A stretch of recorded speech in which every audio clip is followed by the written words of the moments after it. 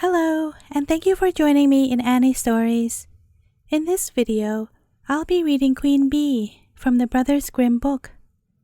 Join me to see what service the Queen Bee did for the young prince.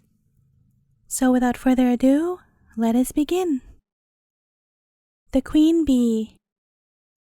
Two king's sons who sought adventures fell into a wild, reckless way of living and gave up all thoughts of going home again. Their third and youngest brother, who was called Whitling and had remained behind, started off to seek them, and when at last he found them, they jeered at his simplicity in thinking that he could make his way in the world, while they, who were so much cleverer, were unsuccessful. But they all three went on together until they came to an ant-hill, which the two eldest brothers wished to stir up, that they might see the little ants hurrying about in their fright and carrying off their eggs. But Whitling said, "Leave the little creatures alone. I will not suffer them to be disturbed." And they went on farther until they came to a lake where a number of ducks were swimming about. The two eldest brothers wanted to catch a couple and cook them, but Whitling would not allow it and said, "Leave the creatures alone. I will not suffer them to be killed." And then they came to a bee's nest in a tree, and there was so much honey in it that it overflowed and ran down the trunk. The two eldest brothers then wanted to make a fire beneath the tree, that the bees might be stifled by the smoke, and then they could get at the honey. But Whitling prevented them, saying, "Leave the little creatures alone. I will not suffer them to be stifled."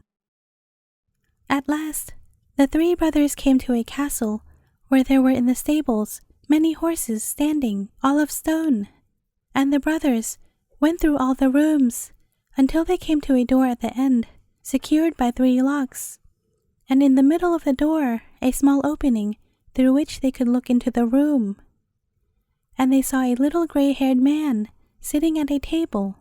They called out to him once, twice, and he did not hear. But at the third time he got up, undid the locks, and came out.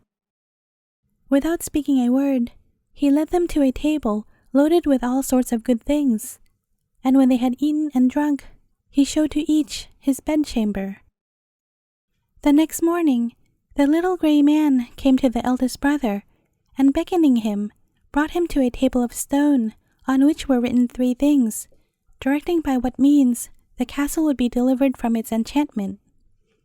The first thing was that in the wood under the moss lay the pearls belonging to the princess, 1,000 in number, and they were to be sought for and collected.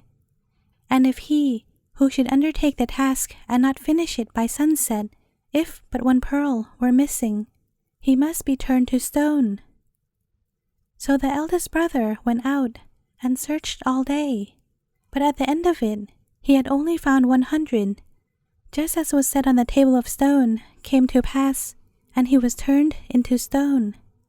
The second brother undertook the adventure next day, but it fared with him no better than the first.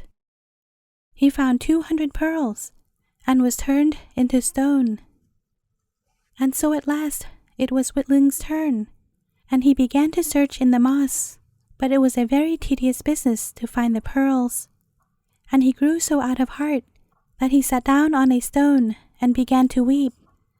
As he was sitting thus, up came the ant king with 5,000 ants, whose lives had been saved through Whitling's pity, and it was not very long before the little insects had collected all the pearls and put them in a heap.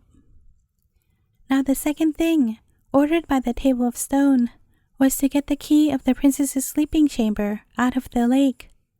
And when Whitling came to the lake, the ducks whose lives he had saved came swimming, and dived below, and brought up the key from the bottom. The third thing that had to be done was the most difficult, and that was to choose out the youngest and loveliest of the 3 princesses as they lay sleeping. All bore a perfect resemblance each to the other, and only differed in this, that before they went to sleep, each one had eaten a different sweetmeat. the eldest a piece of sugar, the second a little syrup, and the third a spoonful of honey. Now the queen bee of those bees that Whitling had protected from the fire came at this moment, and trying the lips of all three, settled on those of the one who had eaten honey. And so it was that the king's son knew which to choose. Then the spell was broken. Everyone awoke from stony sleep and took his right form again. And Whitling married the youngest and loveliest princess, and became king after her father's death. But his two brothers had to put up with the two other sisters.